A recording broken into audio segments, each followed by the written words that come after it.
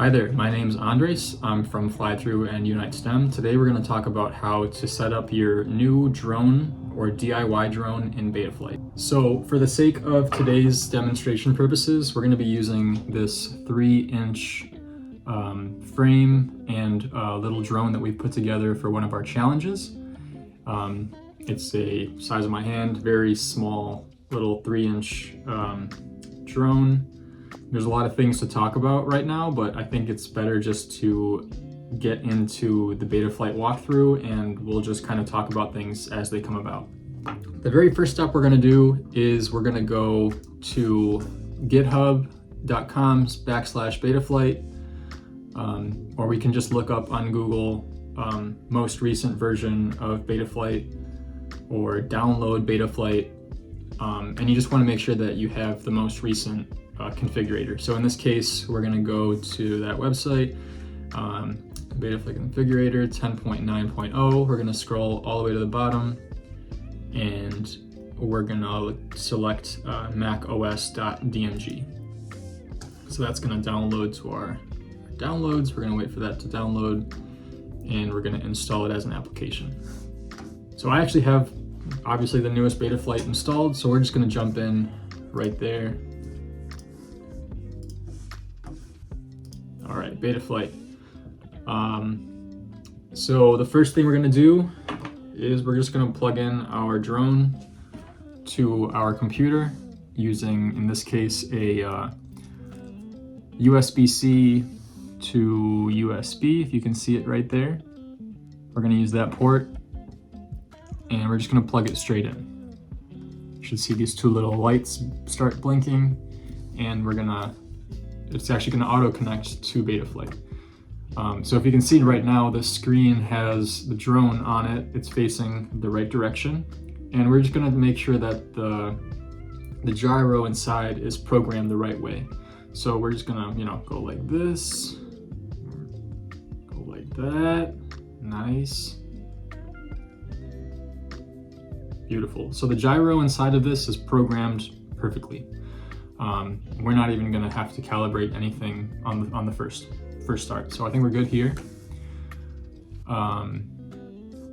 Okay, we just plugged it in to make sure that it connects and that everything's working correctly. So we're going to actually unplug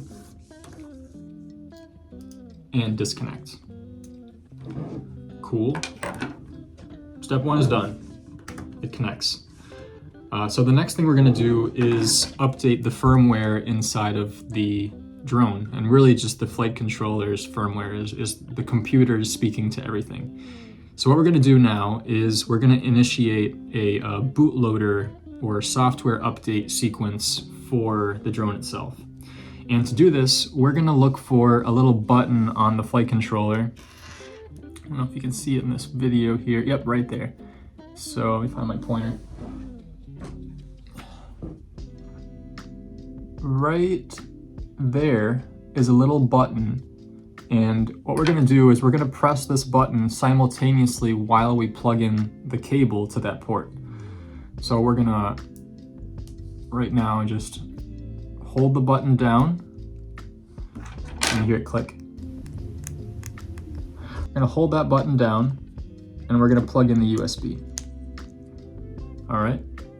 And if you're watching the screen right now, you realize that in the upper right corner, it doesn't say SpeedyBee F7 or it doesn't have any kind of info except STM32 bootloader.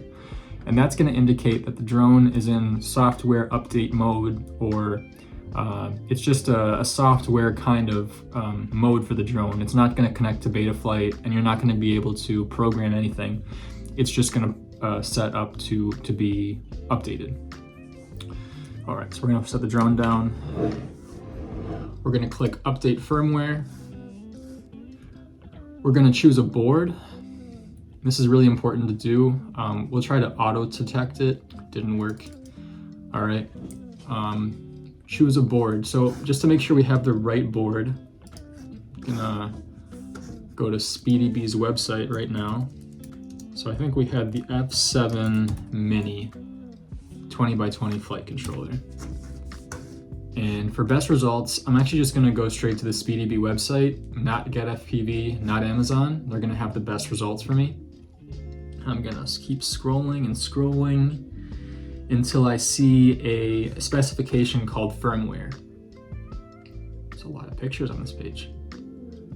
Actually, some good pictures. They're talking about the LED indicators and the boot buttons. Some good stuff here. So I'm looking right here for the firmware, okay here, firmware target name, and that's gonna be SpeedyBee F7 Mini V2. And so what we're gonna do is we're gonna go to Betaflight, we're gonna go to choose a board, and we're gonna just copy that in there. If it doesn't work, like we're not working for me, just type it in directly. SpeedyBee F7 Mini V2, there it is. And for our sake, we're just gonna go with the newest firmware that released in January of 2023.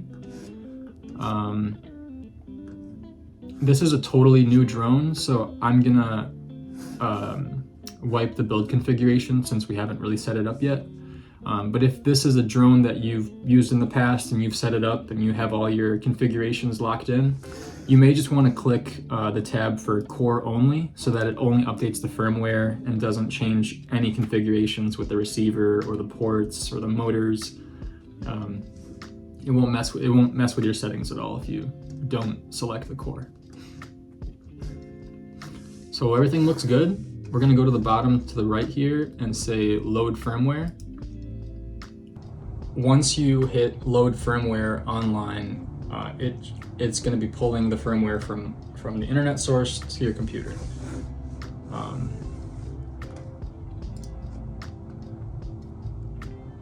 Load the firmware, and now we're going to flash the firmware. It's going to erase.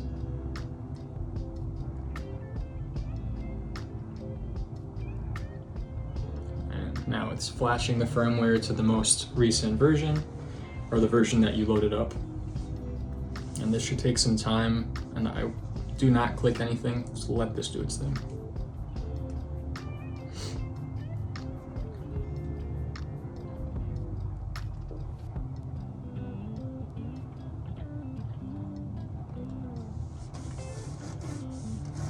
Cool. All right, so after we update the firmware, we're gonna connect to Betaflight, and we're gonna hit apply custom defaults.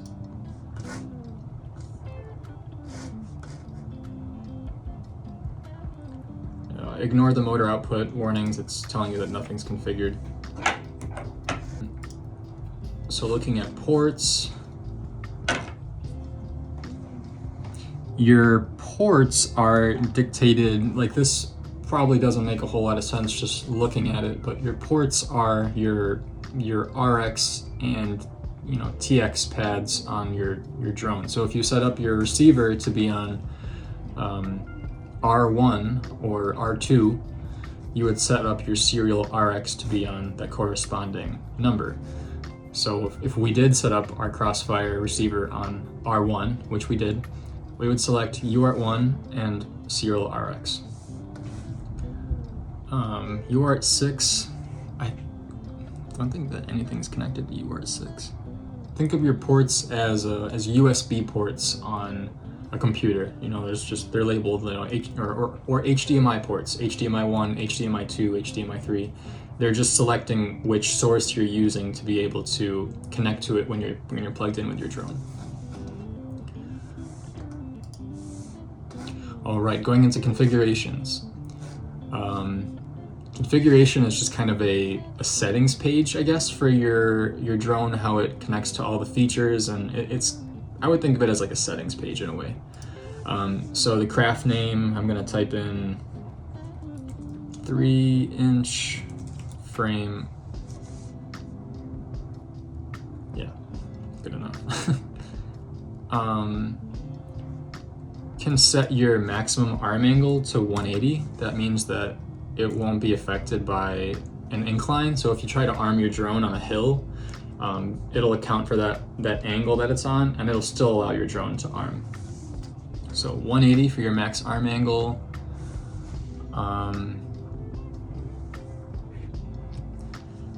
Make sure that OSD is on so that you can see your goggles. And these are just some other features that we don't really, you can keep air mode on.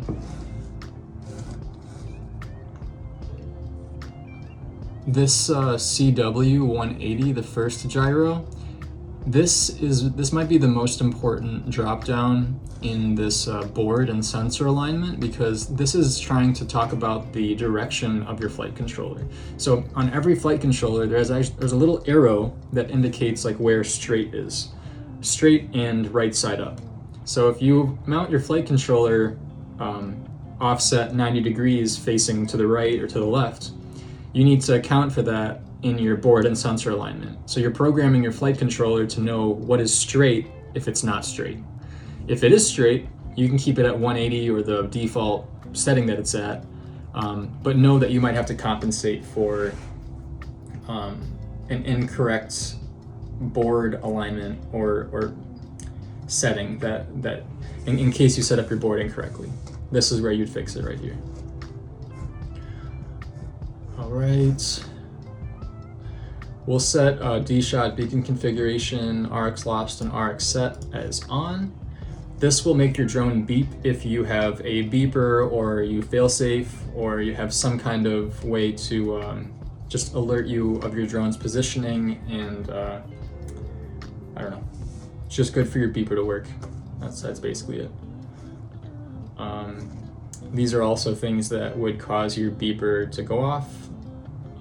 Arming is always a good one, disarming, so you just a good visual or good audio indication.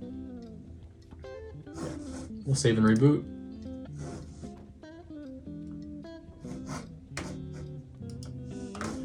All right, so that was configuration.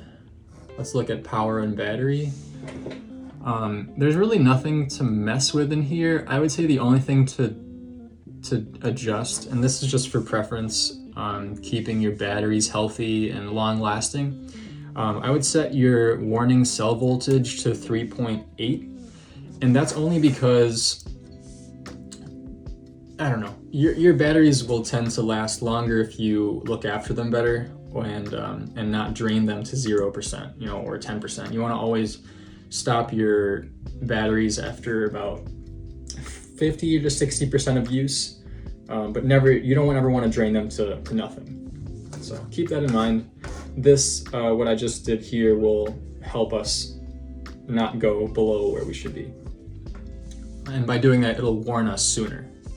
So that's always good. All right, presets and PID tuning. We're not going to do this.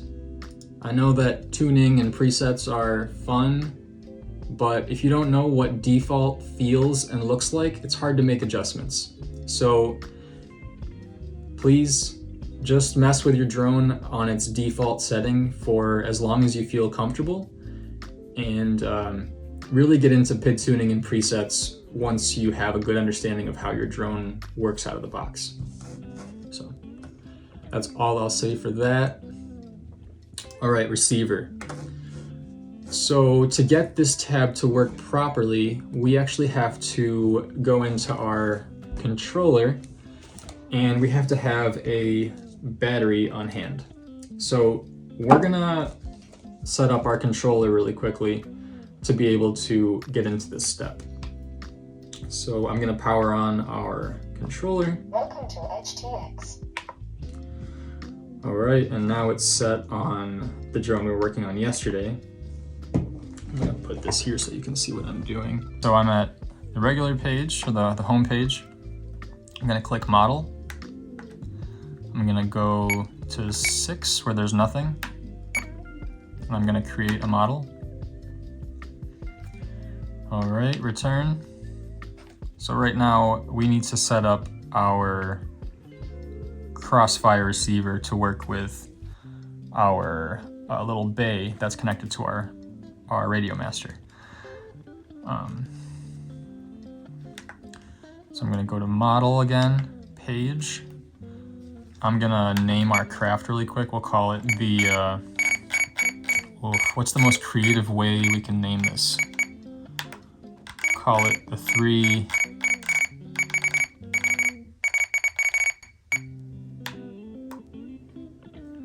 call it a 3-inch. It doesn't get more creative than that. Oh. And then I'll hit return to exit out of the naming part. All right, and then so external RF, we need to make sure that this is CSRF to match what's on our screen right now. CSRF. Perfect. All right. So now we are gonna go to our hold system, and we're gonna go to the bottom, and we're gonna go to TBS Agent Light. We're gonna go to bind, but we're not gonna hit bind yet. We're gonna leave this here.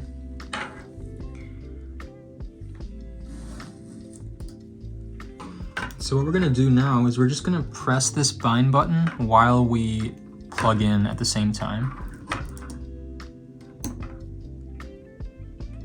This might require you to have a friend help you while one of you pushes the button while the other plugs in the battery.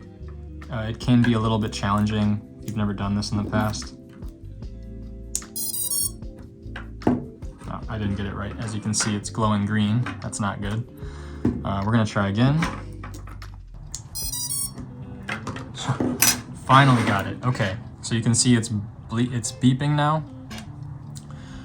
All right, so we're gonna actually, while it's beeping, we're gonna hold it and press some more, and you can see it's changing the pattern. Now it's beeping really fast, and it's gonna start to blink red in a second. Watch for the red.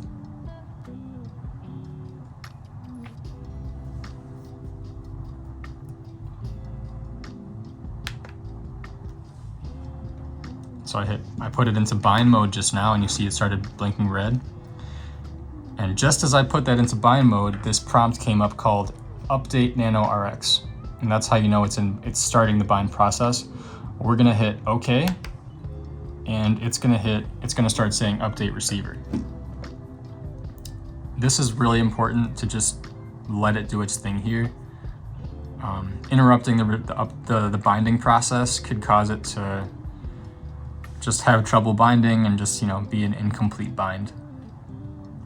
So just let it do its thing.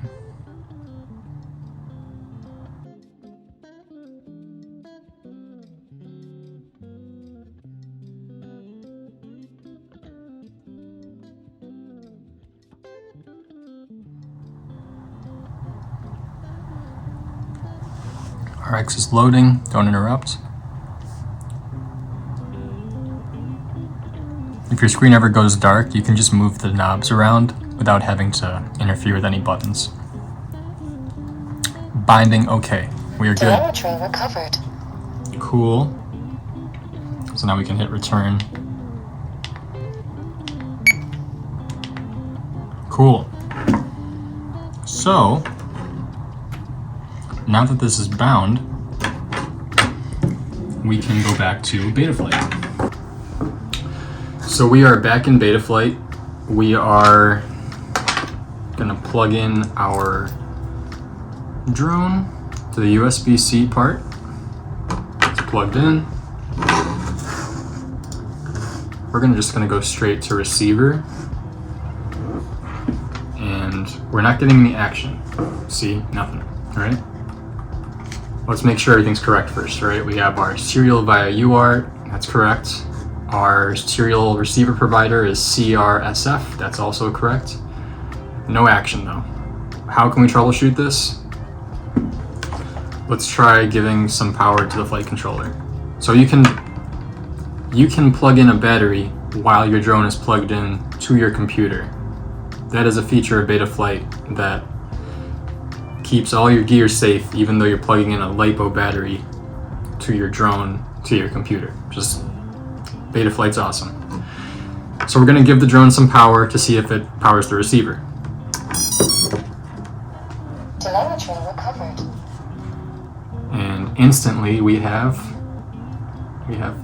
feed. This is cool. So right now I'm gonna go through our channels.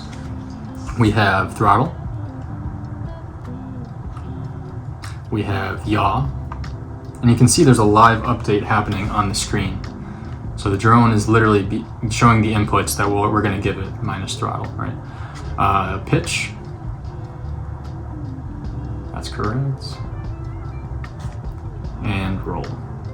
That's correct, right? So when we use all these when we use all of these together, we have full control of the drone.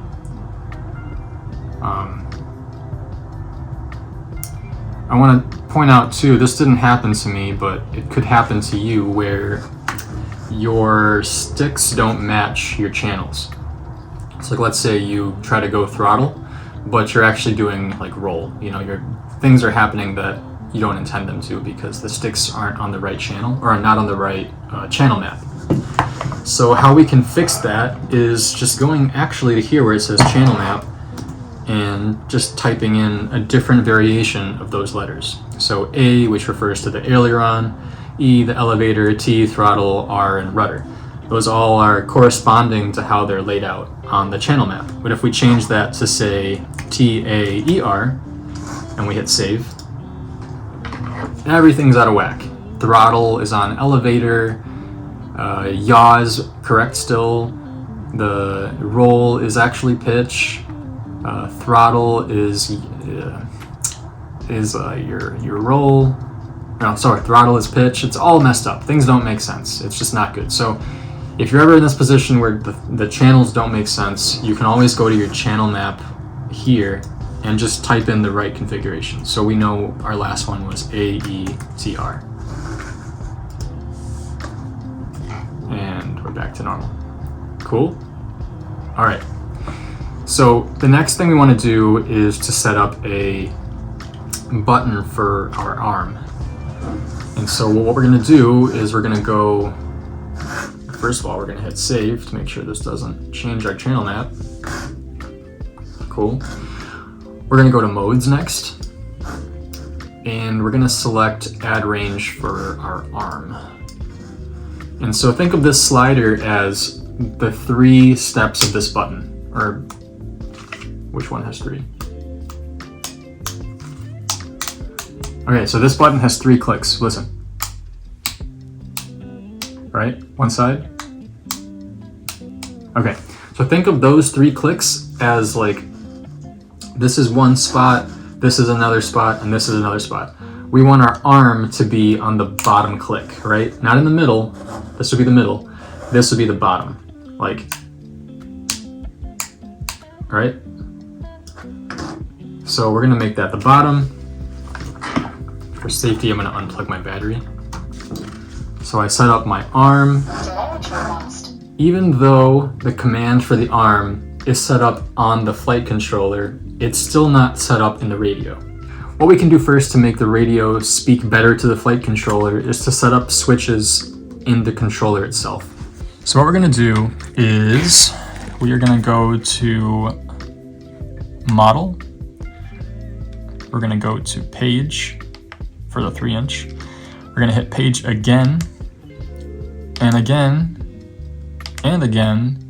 So now we're at inputs. We're gonna go one more time to a page called mixes. And so here we have our, you recognize the AETR. But what I'm gonna do is I'm gonna add an input. And so I'm gonna call this, I'm gonna call it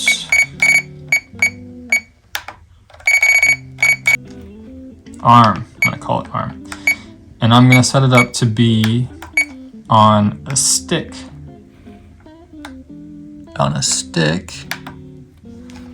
And it's gonna be on, and it's, to set it up on the stick I want, I'm just gonna press it and watch how it changes on the screen. See how it just changed to SB from elevator, right? So that's what we wanted. Okay, so our arm is set up properly, right? Okay, so since the arm function is now set up on the remote, we can see if it works on a flight controller. So again, these won't work without power, so you always got to plug in your XT, you always got to plug in your battery to your drone to get this kind of functionality. All right, and now we're gonna press that button, right? There we go. Isn't that cool? So it's set up right now to be on the top. The top is armed, the bottom is disarmed, right? Cool. All right, and that's pretty much all we need to do to get the props to spin. So we're gonna hit save.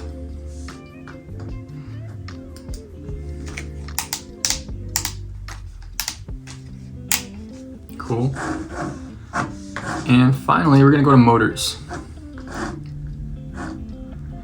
And just so we're clear, if we didn't update Betaflight when we first started this process, these would not be here. So you would have to do a bunch of backward stuff to get your motor functionality to work properly. That's why Betaflight is just so stinking powerful. So we're gonna make sure that our motor protocol is set to DShot 600. Gonna save and reboot.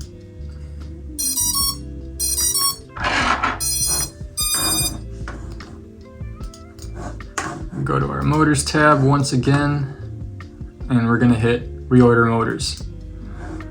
All right, we are just starting to talk about the motors now, but I think it's very important to emphasize that, look at my drone. I don't see any props. In fact, there's no props on this entire table at all, because when we're in Betaflight, we don't use props whatsoever. And this is a safety feature, because right now we're about to have the props randomly spin to be able to tell where they are. We're gonna have them spin all at the same time to be able to control their motor direction. And if props are on top of the drone at this point, things can go bad. The drone can just take off while we're trying to configure it. So always props off when it's on the bench. Number one rule. If you ever see me doing a video and I have the props on, call me out. You have my permission. All right, so I understand all the risks. The propellers are removed, and we're gonna start. So you see right now, just this bottom right is spinning, right? I'm gonna hit bottom right.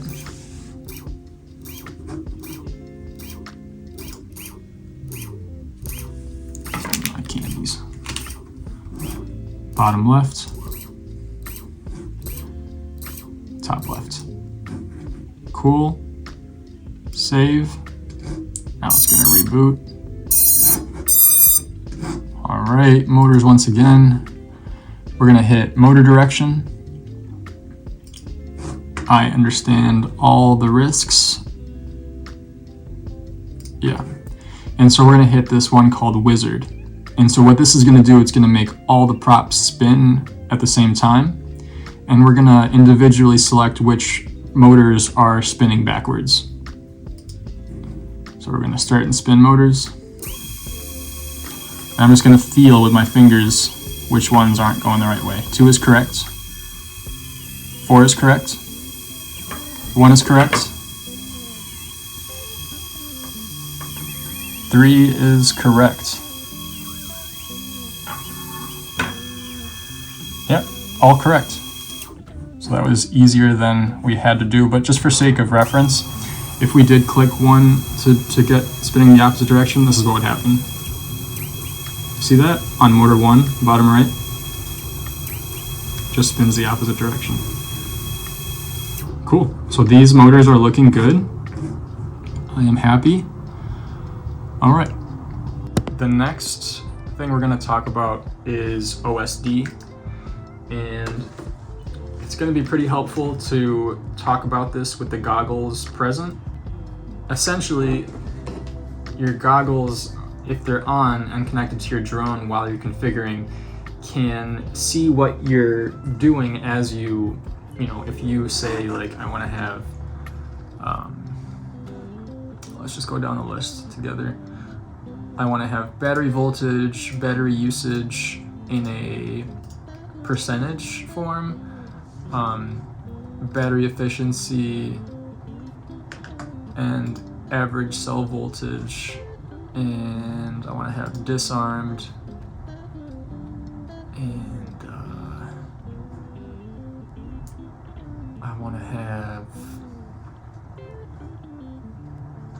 I want to have my craft name up there. And all my warnings are all double, triple selected, so that's good. But here, so like there's an issue, you know, like, cause like what if I put all these things on, but, oh, look, so I have to drag them in order for them to show up. So I just, you know, drag them on the screen. 3-inch frame, that's the craft name. Average cell voltage. And now you can just kind of customize things like how you want them to look on the screen. And when your goggles are on, you can see this in real time, and you can make sure that everything fits within the frame and you're not dragging things like way too far down where they're not even visible anymore. You want to make sure that they're always in the active part of the frame. We hit save.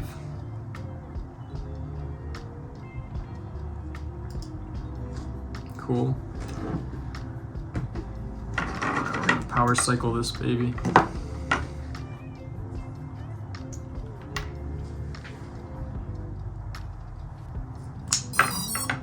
Telemetry recovered.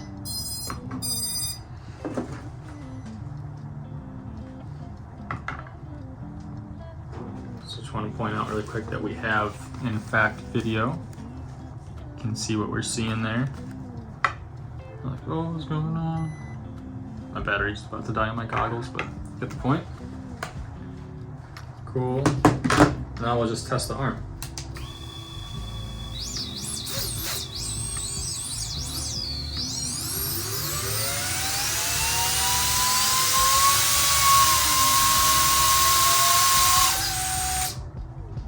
Good.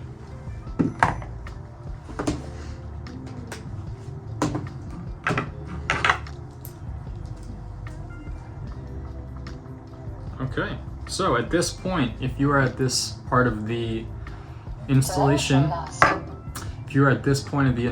process, that means that you have successfully set up your drone in Betaflight. You have configured your motors, your receiver, your ports, your goggles, and you have it all working.